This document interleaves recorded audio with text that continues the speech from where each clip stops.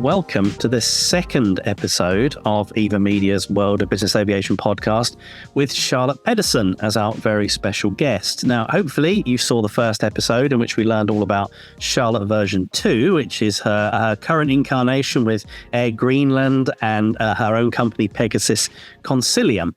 Now we're going to discover Charlotte version 1. Now, we mentioned 1988 last time. We mentioned the Air Force. What we didn't mention was the Royal Danish Air Force and the fact that Charlotte was its first ever female military pilot. Now, we think here, we're all thinking, hey, what a wonderful thing, what an amazing person. And indeed she is. But I think, Charlotte, this all started because you fancied a week off school, didn't it? It did. It did. I was a completely normal high school student who saw an opportunity to not attend a week of school by applying for the test to become a military pilot. So very convenient, except I hadn't expected to pass. So at that point when you'd passed, okay, so you apply, you go along for a week, you do all the assessments, whatever, you get sent home. And then someone says, hey, you've passed, well done. At that point, what did you think? Was it like, oh, I have to do this now? Yes, it was like that. It was, oops, nobody told me I passed. Yes, so it was really, this was 1989, no internet, nothing like that. We had newspapers, and people in the newspapers were very important persons. Right? Everybody were reading the newspapers, and suddenly I was on the front page. I was even interviewed for the television. Right. And it was quite difficult to explain actually why I had applied. Yeah, right. Yeah, sure, yeah. Yes. So, and also I couldn't pull out. I somehow had to follow through. So, beginning of August 1989, I had a little packed suitcase and arrived in front of the Air Force flying school, ready to start my military career. You grew up on a farm, I know that. Your parents were artists. I think all your siblings became artists. What did your family think suddenly to having someone who'd gone off to learn to be a military pilot? Well, I still remember my dad's words, because being an artist is a hard job, right? You never know when you sell something. You have to motivate yourself all the time. And his first words were, great, Charlotte. Finally, one of my kids chose a decent career. That's really good. Yeah. So when you got there to the training school, I think you had to do a sergeant's course first. Everyone had to do that before they went on to the officer training to be pilots. And I think that although the military had kind of done the right thing in inviting women to come along and train, it wasn't fully prepared for their requirements. So I remember there was something very silly about boots and marching and how you had to do it in heels. Yes. So the funny thing, I'll start a little bit before. So when I stood in front of the military flying school, there was also one other woman. So she had passed the tests after me, and the Air Force had been super good in putting us in the same class. Right. And I have to say, we're still the best friends in the world, and she's still flying in the Air Force as a captain. So yes, so that's put that aside. So we had to go through normal sergeant training, etc., and we had to learn how to march. I don't know who had decided that, but we got these high-heeled, very old-fashioned shoes to walk around in. And we even got a handbag where, I tell you, I think we could kill somebody with it. And that was a very expensive handbag, so we should really take good care of it. That was the most expensive part of our equipment, I think. That was this leather handbag. So when our instructor saw that we had this stupid equipment on, he immediately could see that this wouldn't work. So I remember we were allowed to go out and buy our own shoes. That's so at this point, you passed the sergeant's course. Obviously, you went on to train. Now, your route was always going to be search and rescue helicopters, wasn't it? I think it could have been Hercules, it could have been transport, but you went the helicopter route. Yes, it was every second class went to helicopters. The next one went to learn how to fly transport. Right. Oh, okay. So you only just missed out more or less by chance of which class you were in. Yes. So in fact, the whole career we talked about in episode 1, the helicopter based, could actually have been a whole career Hercules and turboprop based. Yes. Wow. Okay. All right. So you were destined for search and rescue, Sea Kings, Sikorsky Sea Kings, importantly for our British listeners, not Westland Sea Kings. No. That meant going to the USA for your flight training. Yes. What was that like? Bearing in mind, we keep talking about first woman in the Royal Danish Air Force, but you were really almost still a girl, weren't you? You were like 18, 19 at this stage. Yes. So what was America like going there and learning to fly? Well, it was an adventure for us, right? We came there. We didn't know what to expect. Our initial training was in Pensacola in Florida. We could go water skiing. We were out in the sun. It was warm. We discovered what America was like. Got our first car, etc., etc. And then, of course, there was a lot of training, lots of study. But I remember the difference from arriving in the U.S. in U.S. Navy was that we were not the only women. They had women there for years, which was a very nice experience for us to go.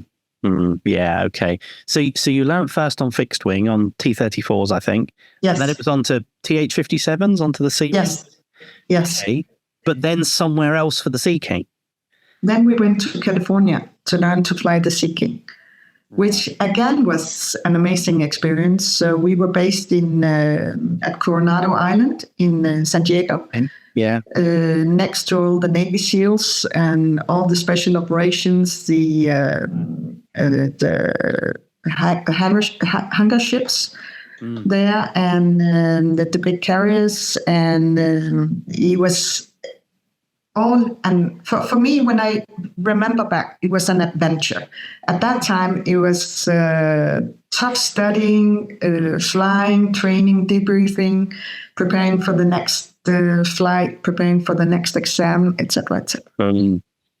Thinking about the Sea King, that was a big helicopter. I mean, compared to a Sea Ranger, which is basically a Jet Ranger, or compared to an H-145, the Sea King is a big, heavy, I'm guessing slightly cumbersome machine to fly.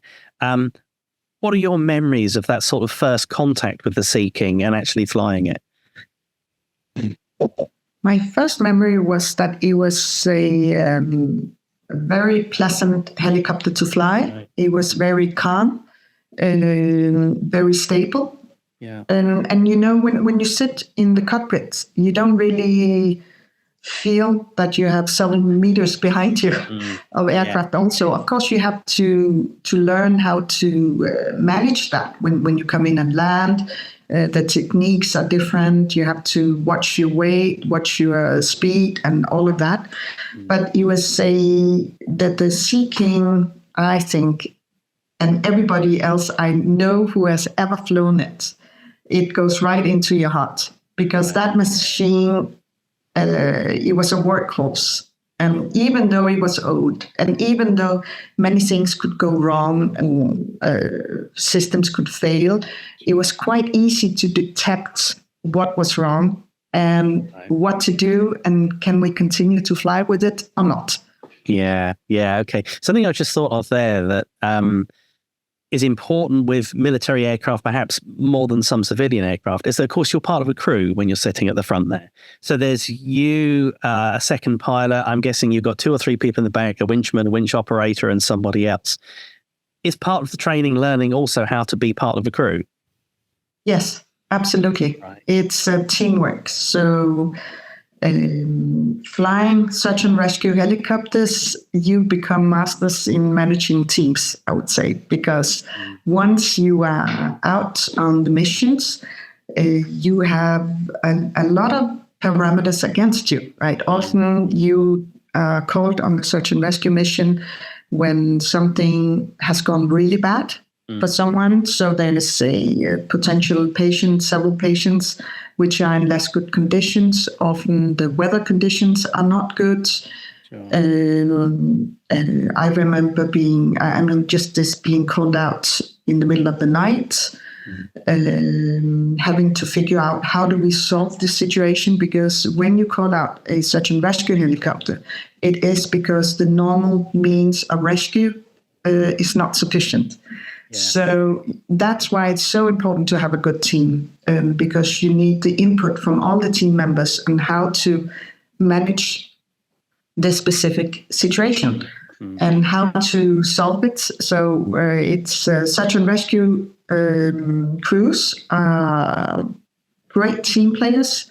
They are great the problem solvers. They are great the change management experts. Yeah, right. And actually also crisis management experts. Yeah, sure. Now, I remember a particular pair of missions that you talked to me about that really illustrate that teamwork aspect of all this. And I think it was, I'm assuming it was winter. The weather was, of course, horrible, because it always is when search and rescue gets called. And you went twice, I'm going to say to Bornholm, would that be right? Back to your own island that you originally were born on. Okay. You went back twice, first to pick up a patient who was critically ill and needed to get to the mainland. And then later you had to go back for a young lad who'd hurt himself. Can you give us some overview of that mission, of the team discussions, of the flying, and how low you had to go and just how horrid the weather was? Yes, I can do that. So this was, I have to say, for me, this was an extraordinary mission. Right. Not so much because of the event itself, but because we went the extra mile in a weather situation that was questionable. So it was in the winter. We were based at the Roskilde Airport, close just out of Copenhagen in Denmark. And as I said, it was a winter day. We had snow everywhere, but the clouds had gone very low. Right. And there were potential icing in the clouds. So in generally, it was probably a no-fly day, unless something specific came up.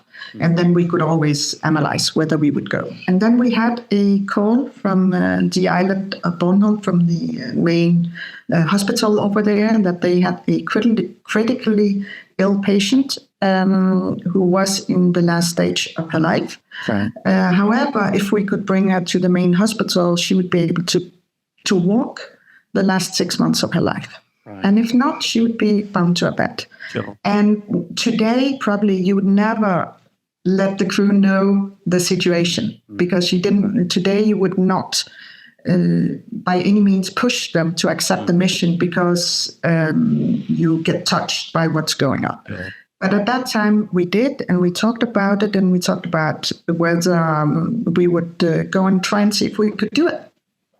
And my crew agreed that, this is a mission we would like to see if we can do a difference with.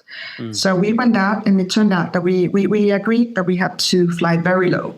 Luckily, from Roskilde, you can easily get to the coastline, and from there you have ocean all the way to Bornholm. Right. However, the visibility turned out that it was so poor that we had to fly really low, I have to say. For several reasons, because close to the surface of the ocean, you most of the time have positive temperatures. Right.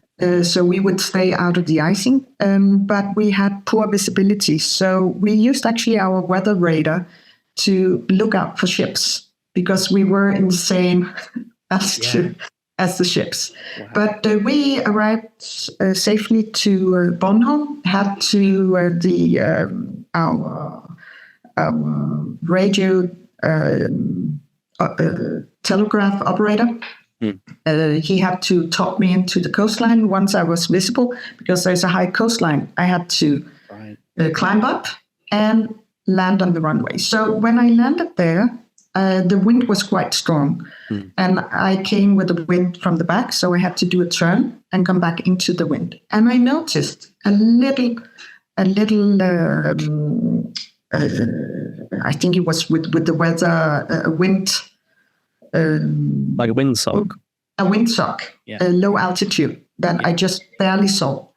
So when I turned around, and I noted that one, and as I said, snow, etc. But we caught the patient, or got the patient on board, and we went back to Copenhagen. All went fine. Right. Now, at night, telephone rings. Another emergency. This time it was a young 16-year-old boy who had been in an accident. Right. On the same island. Could we pick him up? Then the hospital could save his legs. Right. So you are in a situation like that. Okay, what do we do? So I talked to my crew, and we were like, okay, the visibility was poor during the day, weather hadn't changed. Now it was night, but all other conditions were the same. So we all agreed to do the same mission. So we did. Low altitude to the coastline, very low altitude over the waters, coming to Bornholm. I was by our telegraphist navigator. He talked me in, and I climbed up to the runway. At this time, I remembered that I do not want to make a turn and land into the wind, so I simply landed with the strong tailwind, onto the runway. Wow. And the runway at this time was completely covered by snow. So the ambulance had a difficult time coming out to the helicopter. But we managed to get the boy on board and flew him to Copenhagen and landed there. Exhausted, I'm sure. Yes, but that shows a little bit about what it takes sometimes for search and rescue, because you have to come up with alternatives. So a normal trip to Bornholm would have been maybe flying in 1,000 feet. Yeah. Safe and sound, do a normal approach and land. And this time we had to come up with a alternative solution that was still safe, because you always have to bear in mind that a search and rescue crew have to come back safe as well. Yeah, sure, of course. I was just thinking there while you were speaking, when you first joined the squadron, you were, 22, 23? And a woman, of course, the first woman who'd flown on the squadron. And I think at that time, search and rescue crews, certainly Danish crews, they were all ex-fighter pilots. They'd flown starfighters, F-16s, that kind of thing. So they're all really senior guys with lots of hours. What did they think to this young woman coming onto the squadron as a pilot? Was there some suspicion, some wariness, or were you just sort of embraced from the outset as just a fellow pilot? I think we heard a lot of rumors before we came. Right, okay. About what they thought. Yeah.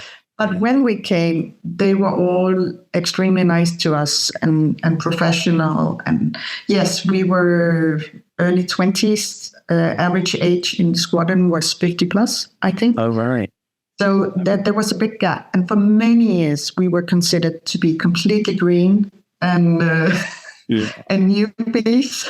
Yeah. But what we also experienced was that these extremely experienced pilots who had seen like everything, they loved to teach us how to do and how to manage and how to decide and what not to do and when to say no also. Yeah, okay. I'm thinking that the way you fly an F-16 is quite different to the way you fly a search and rescue helicopter, given that you might have a patient with broken legs or something in the back of the helicopter and not the F-16. Did you fly differently to them? I realize it's a helicopter, not an F-16, but was your attitude different? Your touch on the controls different to theirs? I think when you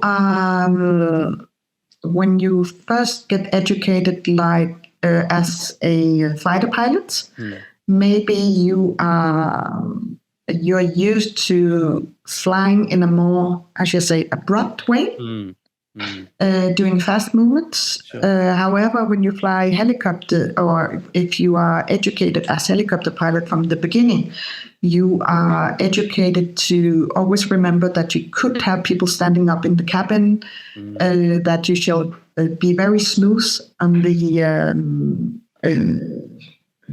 on all your movements. Yeah, right. So helicopter flying is maybe a little bit more smooth, I would say.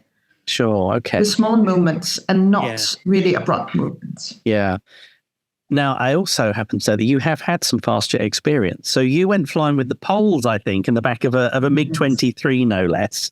And then the Royal Danish Air Force was ashamed that it hadn't flown a woman in an F-16. So you went in the back of an F-16 the next day.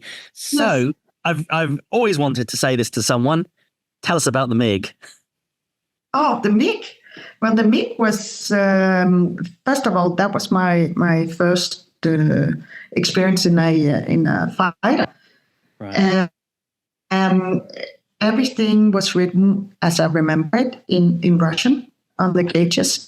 And between my legs, I had this red ejection handle. Yeah. Right. So, and I was told not to touch it. And it was not safety wired. So my legs were like completely apart. I did not want to get any close to that ejection handle there. But other than that, it was a fun experience. I was spending lots of time trying to figure out what is what in the cockpit, and of course enjoying the ride as well. Gosh, okay. And then the next day, the F-16, I'm guessing you didn't fly the MiG very much, given that everything was in Russian. But the F-16, I'm guessing everything was in English. Maybe you got to have a fly. I did. So the very next day, my colleagues from the fighter squadron invited me for a flight in the F-16. Exactly, because this was during one of the Partnership for Peace exercises back in the 90s. And we had several foreign crews there, and I remember I was the officer for the Polish team to support them at the exercise, and that's why I ended up being given the opportunity to also fly with them. And the next day, as mentioned, the F-16 team, the Danish ones, they thought, okay, it cannot be that our female pilot has flown the MiG but never been in an F-16. So my luck, I got a tour there with an instructor. I must say that was the most fun 1.5 flying I ever did in my whole life. I was completely sold to that amazing aircraft. Right. So, and I got to fly. I got to try it. I got to basically, as soon as we were in the air, the instructor said, you have the controls. And I had the controls for 1.5 hours, which was breathtaking. Yeah. Did you go high and low and pull G and all that kind of stuff? All of it.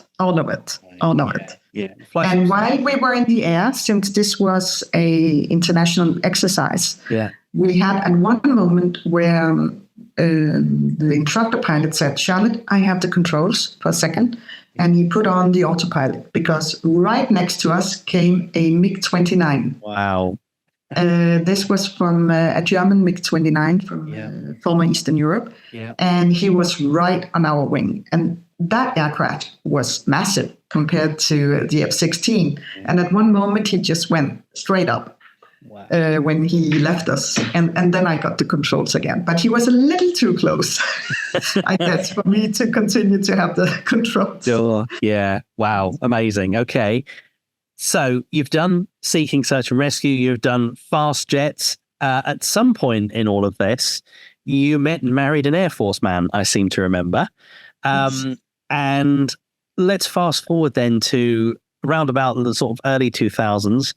You've got 2 young children and various things in life have changed, but you kind of started to get bored because you weren't flying very much. I know you were doing a bunch of other things, but you're an aviation person. You wanted to fly. So you thought you'd have a go at HEMS, Helicopter Emergency Medical Service. Lots of us would call that air ambulance. And I think that got you back into flying again, but not in Denmark. No, that's true. So what happened, we moved, my husband got an opportunity to work with NATO in Belgium, Right. and we decided to move abroad. I took 3 years of leave from the Air Force to become full-time mom. Right. I probably was not the normal full-time mom because I did dive into lots of other things. I was a stock trading, day trading home mom. Who didn't fancy the vacuum cleaner a lot. Right. So, Okay. which is part of maybe working at home and taking care of the kids and the family and all of it. Yeah. So in order to escape the vacuum cleaner part, I would say I decided I needed to study and do something to move to another career. Sure. And so I started a master in business with focus on corporate finance and strategy. I also started working again. At this time, it was with the Civil Aviation Authorities as flight operation inspector. And one of the reasons for that is even though I was trained as a military pilot and an officer, that somehow doesn't necessarily count very much in a civilian career. So in order to be able to move into something different, now we were abroad and I was not connected to the armed forces for a period of time, I needed simply to study. And part of working with the Civil Aviation Authorities meant that I needed to get knowledge about helicopters and aircrafts again. And I was able to fly part-time in France. So I got a part-time job flying medical helicopters in northern France out of a hospital in the city called Arras. So the region from Lille, Arras, and up to the coastline. Okay. Yeah. And what type of helicopter was it? That was an MD 902. Okay. So a NOTAR helicopter. Again, different. Very nice once you're in the air. I always felt the landing was more or less a controlled crash, but I'm not allowed to say that. But when you don't have the same tail rotor authority, you kind of have to work with lots of small movements on your pedals when you put the helicopter on the ground. Well, that's interesting. Okay, all right. So you were back into helicopters, and then fairly quickly that led into Lux Aviation and the H145, Yes. which of course we were discussing earlier. One little part of all that we haven't mentioned there is that you were, I think, the safety instructor or safety manager on the Air Force squadron for many years, and you carried on doing the, I think it's called the Dunker Trainer, isn't it, where you take people upside down in the swimming pool, and that just sounds awful. Yes. So there's been a foundation of safety to your career as well, hasn't there? Absolutely. From the very beginning. And somehow I was always interested by safety. Yeah. And how to develop a safe operation with everything around it that it takes. Sure. Yeah. Okay. All of which is just perfect for what you're doing now. I have one more question before we let you carry on with your day. And it has to be favorite aircraft and why? Okay. My favorite aircraft is the Spitfire. Oh. Yes. Okay. I also have a photo on it here on my wall. Right. It's a Spitfire because it's a historical, very, very important aircraft. And it's, in my opinion, the most beautiful designed aircraft in the world. Yeah. It has an amazing engine. I love the sound. Yeah. I love what it did. I am hugely impressed by all the pilots who flew it in difficult weather conditions, with lots of stress, lots of pressure, and often without knowing what would happen afterwards, right? Also, a lot of women flew it. Yep. So you had the Wasps, who flew the Spitfires from the factories and out to the teams taking it in the air. Right. Absolutely. So it's also connected with lots of female pilots. Also one whom I met earlier in my career, and I'm just fascinated by what they did. The aircraft that brought them safely forth and back. Yes. Yeah. So that's why it's a Spitfire. That's not what I was expecting. Have you flown a Spitfire?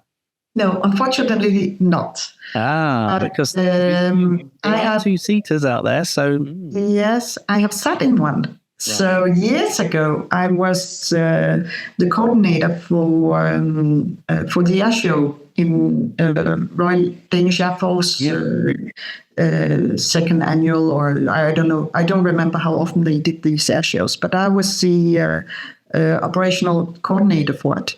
And I fought very, very hard to get a Spitfire to come to Denmark. And I succeeded. And we had one of the Spitfires from Duxford flying in. So when the Spitfire landed at that time Værløse military airfield, I and my husband actually were out welcoming the pilot. He landed in the afternoon. So or late evening, and there were no one else but us and the technician who would help him get the Spitfire into the hangar. And so we were there welcoming him in the evening. We had brought a cold beer for him and said welcome after he landed. It was amazing. So that was an air show that I will never forget, because we had the Spitfire flying. Wow.